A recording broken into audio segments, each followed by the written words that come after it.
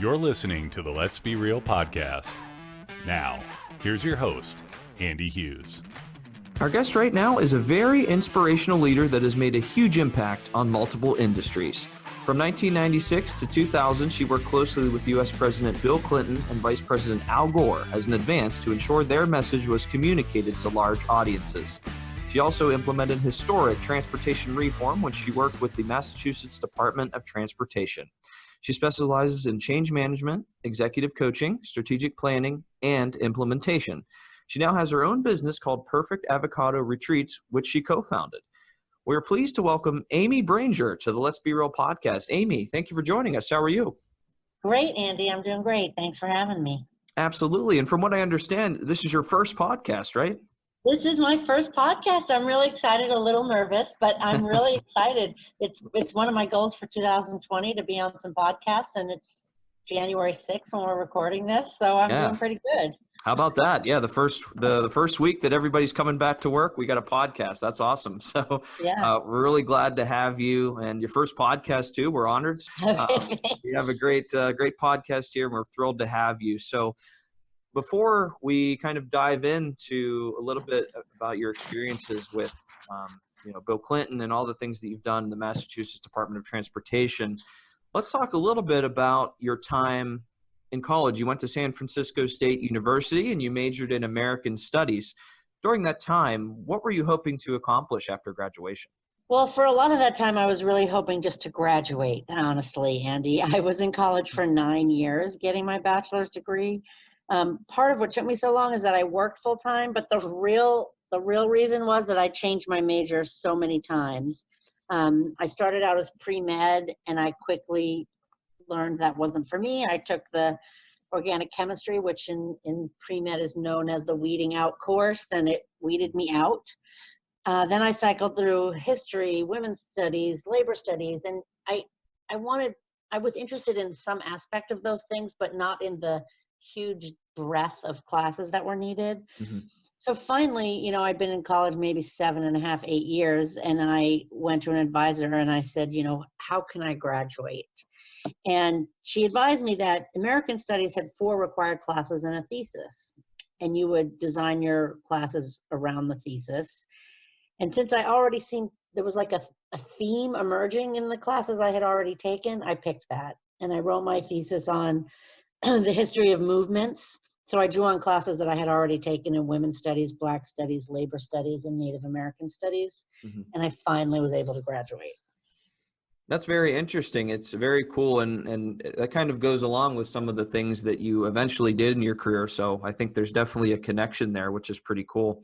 Now, I mentioned off the top, you had the chance to work with Al Gore and Bill Clinton. That's awesome. Before we actually go into that job and your responsibilities, what was the process like getting to that position? Because I'm sure that was probably a process as well. Yeah, and that was really interesting, and I really learned a lot about sort of the work world in how this whole thing came to be about. So I didn't even really know, as most people probably don't, that was a job that existed. And I was living in Atlanta at the time, and President Clinton came to do an event there, and I volunteered at the event. And the volunteer assignment I was given was working with the advance team. And I was so fascinated by what they were doing, I realized that I really wanted to do that. But like most of the really great jobs, advance is the kind of position you get because of a connection. Mm-hmm. And I didn't think I had any connections, but that's how networking works. It turns out a friend of mine was well connected, and he recommended me. So ever since then, I have been really intentional about building my network. I learned about how important a network can be. And I actually always say to people now that networking is my superpower. I'm always happy to connect people to each other. I particularly believe as a woman, it's important for me to mentor and advise and help young women coming through. So I regularly do informational interviews, and I always tell people that I'm talking to they should just look through my LinkedIn and let me know anybody they'd like to be introduced to. And I really learned that by how I got this position with the Clinton-Gore campaign. Very interesting. And I think, yeah, you bring up a good point. Yes, you do have to do the work, but it also really helps if you know somebody, because that really gives you an opportunity to take advantage of it and eventually, get more experience. Yeah, and I always tell people, don't be afraid to use your network. It's not giving you preferential treatment. The only thing that's getting you is the meeting or the interview. Yeah. You still have to be the person, you still have to sell yourself, but you want to leverage your network to make sure that you get in front of the correct people. Exactly. Right. Because if you had that opportunity and it didn't go as well, maybe you didn't get that next opportunity. So it's really important not only to just get, in front of the right people, but you also need to really focus on what you're doing and make the most of that opportunity. So it's great that you were able to do that and move forward with the position. Now, with a position like that, obviously there's a lot of people moving around and that type of thing. You're traveling, you're dealing with so many different people. What were some of the biggest lessons that you learned during that time? Yeah, there is a lot. Basically, when you're doing advanced, you're going to a different city every 3 to 5 days, and you're having to create an event that's going to be basically on national television Mm-hmm. every 3 to 5 days in a place you've never been with people you've never worked with before. So what you definitely learn how to do is think on your feet, to be able to roll with the punches and be able to figure stuff out as on the fly. The requests change hourly, and there's nothing you can do about that. So you have to be able to just accept it and move on. So I'll give you sort of an example of what happens. You land in a city, say you're landing in Baton Rouge, and the only thing we know first of all, I've never met any of these other members of the advanced team. You don't travel as a team.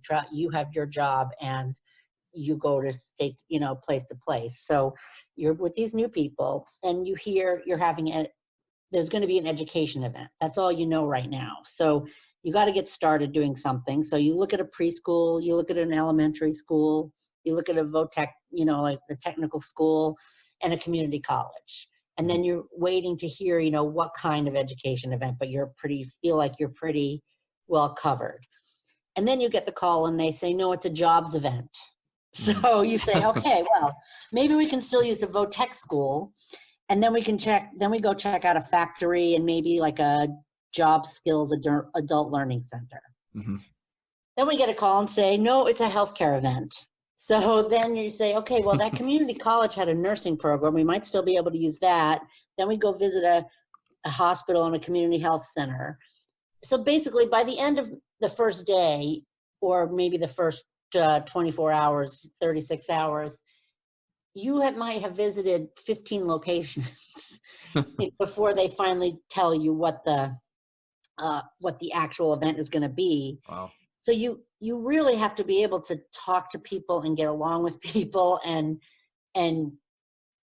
think on your feet. You certainly do. I mean, I can only imagine that would be very hard. And I think, so it's basically instincts at that point. You don't even have time to think about it. Exactly. That's very interesting. And so essentially it was an advance. You're focused on local things, right? It's more just about like the local places and how the presence of that candidate may affect the person's day. Right. We don't deal with the message or any kind of campaign tactics. That happens, way above our pay grade. We're focused really on, is the motorcade going to cause traffic? That kind of thing. Mm-hmm. And for example, we've been to 15 places, right? And we're going to end up picking one. All those people, they thought the president was coming to visit them, so you really have to be careful about how you talk to people, and also about, you still want them to feel favorably about the president or the vice president. So you figure out if you can give them tickets maybe to a rally that's happening later that day or in a nearby city. We really want to manage people's expectations about security and the lines and the traffic. We need to be really communicating with people and everybody that we talk to, so that the blame doesn't end up getting placed on the candidate, that nobody leaves with a bad taste in their mouth about the candidate because of something they had literally nothing to do with. Right. Right. You definitely don't want the blame for traffic and lines. People don't typically like that. People don't like it. Right. And another thing I'd like to talk to you about, it was very interesting to me. For 3 years, you also directed logistics of a 3-day, 60-mile walk to fight breast cancer, which is so amazing. What was that experience like? I'm sure there were a lot of moving parts setting up an event like that as well. Yeah, I would say that event is one of my biggest accomplishments. So I worked for a company that produced these 3-day walks for breast cancer and um, multi-day rides for AIDS.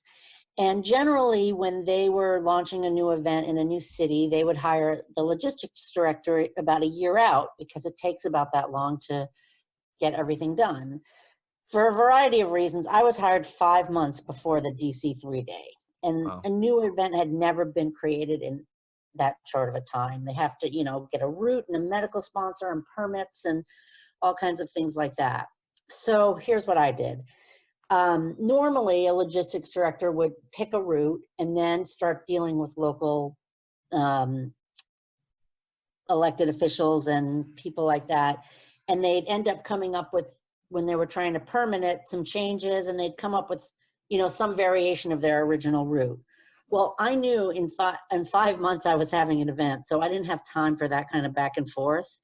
So I drew on my relationship skills and my networking, and I brought everybody to the table very early. Anyone I need a permit from or any other kind of assistance, I brought them to the table before I'd even had a route. We had a starting point and an end point. That's all we had. So everyone along the way, I included in these initial meetings, and I collaborated with the local officials to have them help me figure out which the best route would be.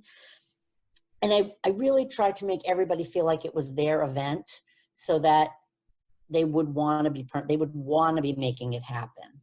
And this is like a really, I realized later when I started working in change management, this was, as you said earlier, this was sort of instinctual for me, but it's also a key change management principle, to bring everybody to the table early, communicate, ask for feedback, and make people feel invested as part of the process.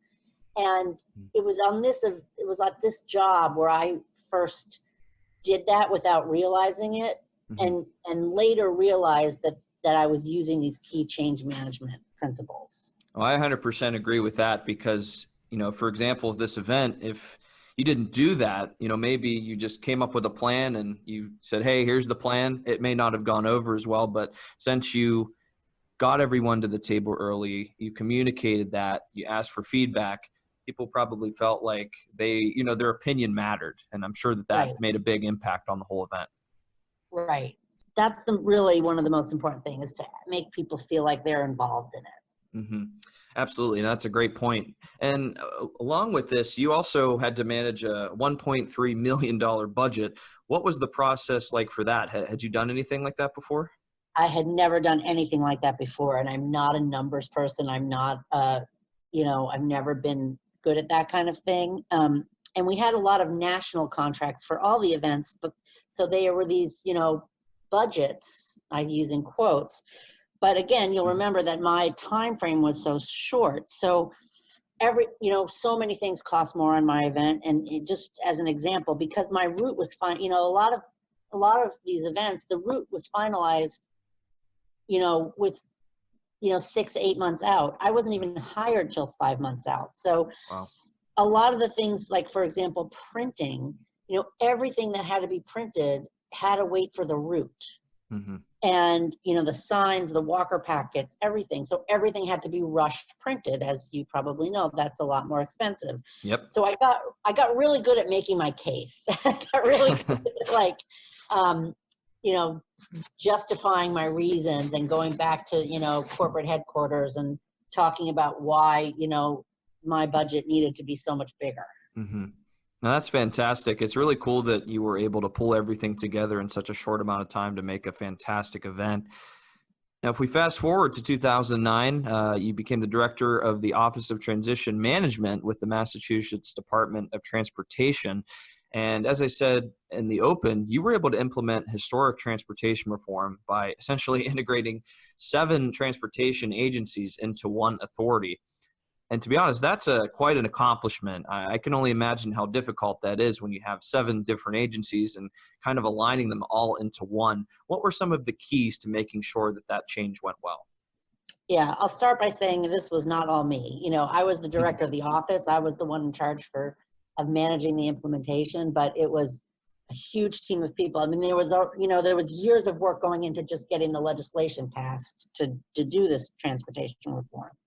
But so one of the first things we did was we established a lot of committees and a good communication structure. And that might sound really bureaucratic, but part of the need for these committees, we had HR, labor, we had a highway integration committee because we combined or merged parts of 4 different state agencies that all had some jurisdictions over roads. Mm-hmm. So we really needed to bring all the experts, and we had people who were in different unions, and we had people at different pay scales doing the same jobs. So there was a lot of complex things that had to be taken care of. And so the committees, while they were working on real issues associated with the integration, they were also making people feel like they were part of the process. And it was also, I think, an acknowledgement that we in the senior management, we didn't have all the answers and we needed their expertise. We depended on them to advise us and tell us, what was the best solutions. Mm-hmm. Additionally, communications was really key. DOT is the combined new agency is a 10,000 person operation, and many of those people do not sit at a computer all day, so they don't have a work email. They did not have a state email address.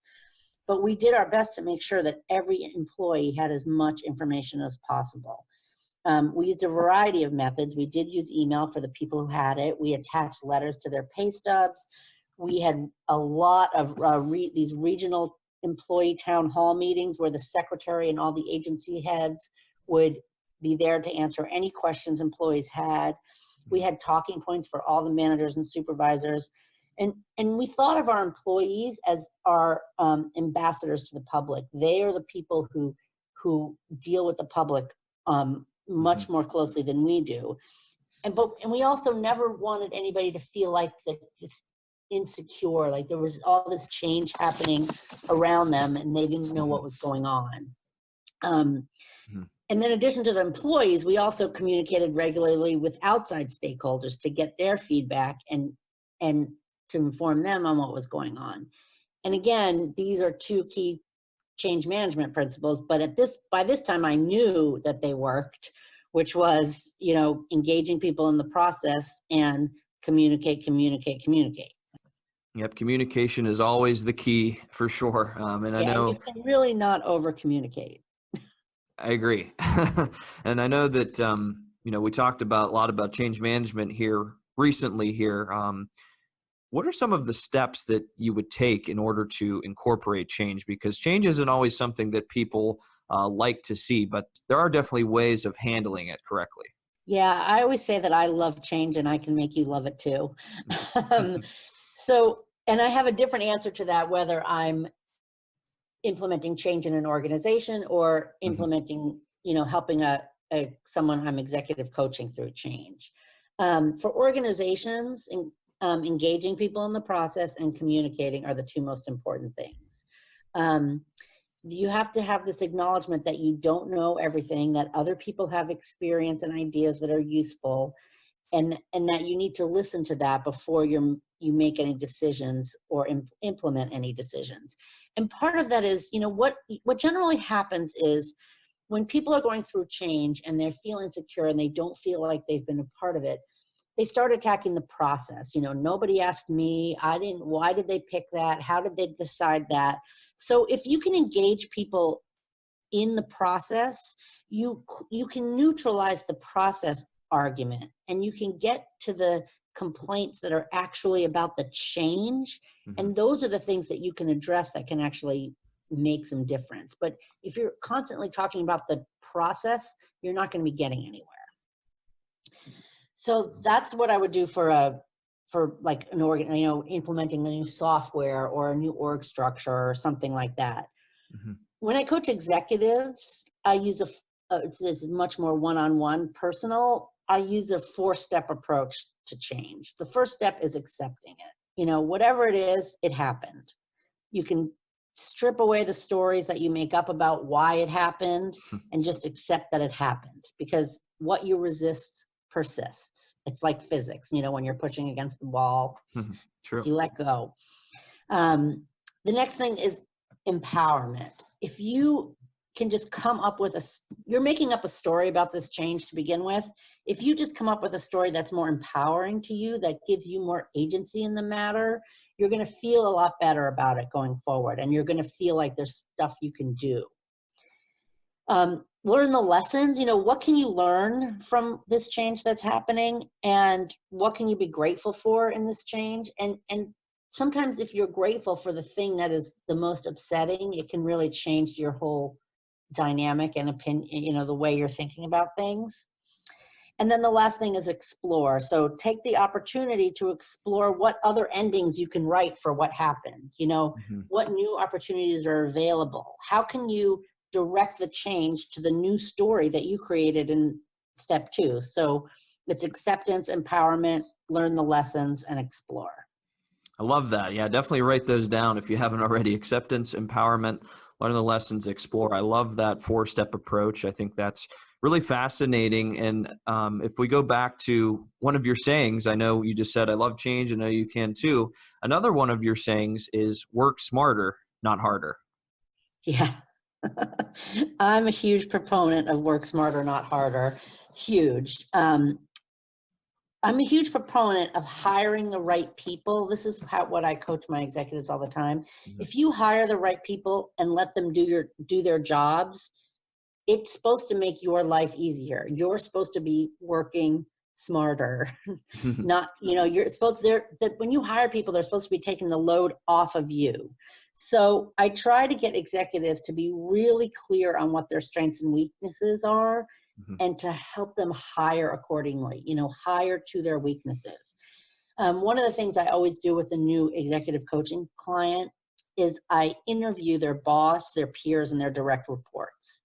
And one of the reasons why I do this is I want to see how self-aware they are. It's a good sign if what I hear in the interviews about their strengths and weaknesses matches what the client has told me about their strengths and weaknesses.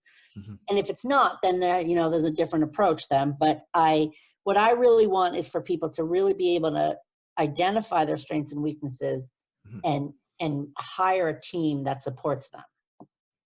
That makes a lot of sense. And I feel like this can be related to time management as well, because, you may have a series of tasks that you have to do when really maybe there's another way that you can do it. Maybe there's some form that everybody has to fill out, and instead of emailing it back and forth or something like that, maybe you put it on a cloud platform and you have everybody have access to it. I know it may not save a ton of time looking at it, but if you add all that time up, that makes the difference where you can spend a little bit more time on something else. Yeah, and maybe something that is, that's what I see a lot is people doing things that are so below their pay grade. You know what I mean? Like, get yourself up to, you're an executive. You're the thought leader here. That's what people need from you. Yep, I couldn't agree more. And looking back, we're talking about coaching. You've had the opportunity to manage over 200 people in your career. In your opinion, what are the most important qualities to have as a leader? Oh, yeah. So number one, know your strengths and weaknesses. I mean, I know what my strengths and I definitely know what my weaknesses are. And I don't take on things that, play to my weaknesses, or I make sure I have the support I need. Establish clear goals and ways to measure them. The goals are not on their own, not going to do anything unless you know where you are in relationship to those goals. You need to be able to delegate. This is what I find people have the hardest time with. If you're micromanaging, you are disempowering your staff and you're working harder than you need to. But in order to not micromanage, you have to be willing and able to allow people to make mistakes and you have to be willing to have people do things not the way you would do it. Mm-hmm. Yep. So people need to make mistakes in order to learn. And your way is not the only way. And it may not actually even be the best way.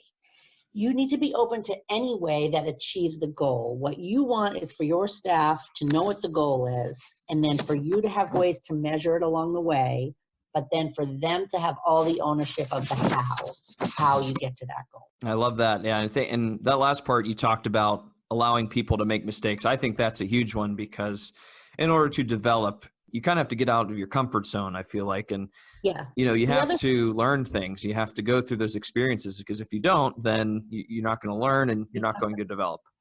Right. The other thing I often say is you need to be able to ask for help. And that's what you're doing, is you're asking your staff for help. I always have this interview question that I ask when I'm interviewing people, and depending what the job is, I basically set up a situation where they could not do it, whatever the thing was.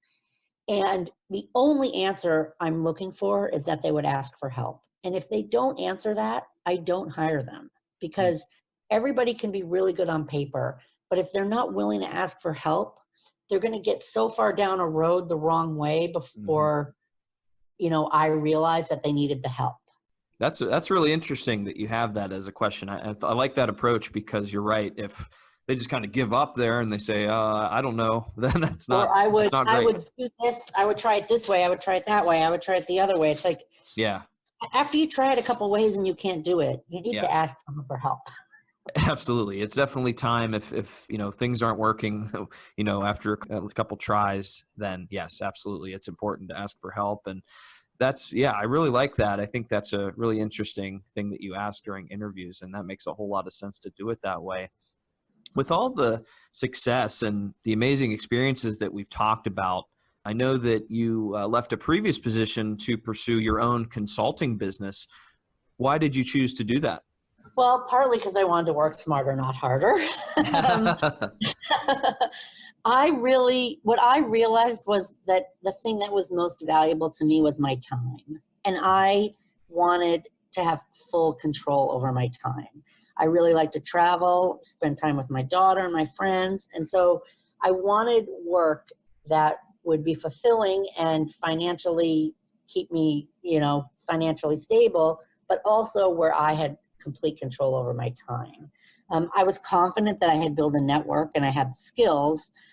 I started, when I first went out on my own, mostly doing strategic planning and change management. And over time, the executive coaching practice has kind of grown organically. And that is most of my work now. I do still work with organizations on strategic planning and change management, but mostly that comes in the context of executive coaching. Like I would do a strategic plan for the unit that my executive manages, and I might do strategic plans for those subunits as well, or there might be some change that I'm helping them go through. So yeah, I wanted to work harder, not work smarter, not harder. That makes a lot of sense. And I'm so happy that you did that. I think it's amazing that you're spending your time helping others. I think that's amazing. And how rewarding has it been to work with others to develop their skills? Well, that's really the best part, Andy. When I'm able to actually see an organization able to perform at a higher level and to see executives become more effective leaders, that is so rewarding for me that I can actually really see the impact I've had. Yeah, that's amazing. I mean, I know any coach, I think anytime you can see an impact made on an individual level, an organization level, it's amazing. There's not many feelings that can replace that feeling. It's really a good feeling. And you're also, as I mentioned off the top, you're involved with Perfect Avocado Retreats. Would you mind telling me a little bit about that? Yeah, so this is a business I started at the beginning of 2018 with my best friend. For 20 years or so, she and I have been doing all different kinds of personal development, classes, seminars, books, coaches. And sometime around my 50th birthday, I realized that between the two of us, we had a lot of knowledge. And as is often the case when you have a lot of knowledge in some area, you don't realize that other people don't have it. So you just think everybody knows what you know. Mm-hmm. And so I started to listened to my intuition that was telling me that we really needed to deliver this knowledge to other women. So we started Perfect Avocado Retreats. And so on a Perfect Avocado Retreat, we spend 4 days in a luxury location. So right there, you're going to feel good. Mm-hmm. And the first day, we spend a lot of time helping women uncover the story they've been telling themselves, probably for their whole life, that's been holding them back. And in most cases, they don't even know the story exists. So we really do a lot of work to identify that story. And once we've uncovered it, we break up with that story and we develop tools, because we're never really going to be rid of it. So every time it rears its ugly head, we want to be able to have some tools to send it packing. Mm-hmm. Then on the second day, once that story is not in your way, what are your big dreams? Now, most of us don't even know how to dream big because that story has been keeping us small. Mm-hmm. So through a series of exercises, we really help identify those big dreams. The third day is what I think really sets us apart from most retreats and courses, where you go and you have a great time and you come back with a glow, but that fades after a few days or weeks. Mm-hmm. What we've done is, drawing on my management consulting background and my background with strategic planning, we help the people on our retreats build a roadmap and a plan for achieving those dreams, with actual steps along the way that they can see and do that will get them to actually achieving their dreams. And on the fourth day, we do one-on-one coaching. We've seen really amazing breakthroughs on these retreats. Like every time we're just it's like we pinch ourselves that this is really happening. And you can get a sense of some of those breakthroughs that people have had on the testimonials page of our website, which I assume you're going to link in show notes or something. Yes. We'll definitely add a link to that. Definitely check that out. And that's fantastic. I love that, you take so much time with each person. And those first and second days are very important as well, because as you said, some people don't even know that story exists. And I feel like identifying that is a really big step in that process too. Yes. And I would say most people don't know that story exists. That's interesting. Yeah, that's really cool. So definitely check that out. Check out the testimonials. That's a fantastic program. So Amy, you've done so much with, Perfect Avocado Retreats, everything that we've talked about today. To finish off here, what has been your greatest accomplishment and your greatest challenge? I would say it's the same answer to both questions. Going out on my own as a consultant, so starting that business and then starting the Perfect Avocado Retreats business, both were big, scary risks. But I just listened to my inner voice and let it guide the way. I always have loved this quote, "Follow your dreams, they know the way." Mm-hmm. And so in both cases, starting my own business in the consulting world and then starting Perfect Avocado Retreats, they are my biggest accomplishments, and they were the biggest risks, the scariest things I've ever done. I think that's the lesson too. Whatever's scaring you, that's the thing you should be doing. Yeah, that's a great message. And, you said that these were risks, these are challenges. How were you able to overcome that challenge? So one of the things I've always been really good at, and one of the things I help people do, is set clear goals. So I've always set clear goals for myself and for my businesses. And anytime it gets difficult, it's always good to go back to your goals. Maybe they're not still valid. Do they need updating? Mm-hmm. Maybe you've sort of strayed from them. And if you go back to the goal, you can get through the rough patches a lot easier because you have your eye on that goal. I'm also, I know I am a coach, but I've for my whole life been a really big advocate of coaches. Over the years, I've had a business coach, a parenting coach, a money coach, a health coach. Most of the highest performing people use coaches, athletes, actors, CEOs. And I always go back to whenever I have a challenge, is this something I can be coached out? Is there a coach out there that can help me through this? Yeah, and I agree with that. I think to be a good coach, you have to be coachable. You have to be coachable. Yeah. Yes. You have to, take feedback and learn from that and seek help when you need it. So I think that's definitely an important thing to remember as well. Well, Amy, this was so much fun. Are you sure this is your first podcast? You're a pro at this. It was really fun, Andy. I thank you so much for being you're a great interviewer for my first podcast. You made it really easy. Well, I'm glad that you enjoyed your time. I just want to thank you again for coming on, and best of luck with everything here in the new year. Thank you. You too. Happy new decade. Yeah, happy new decade.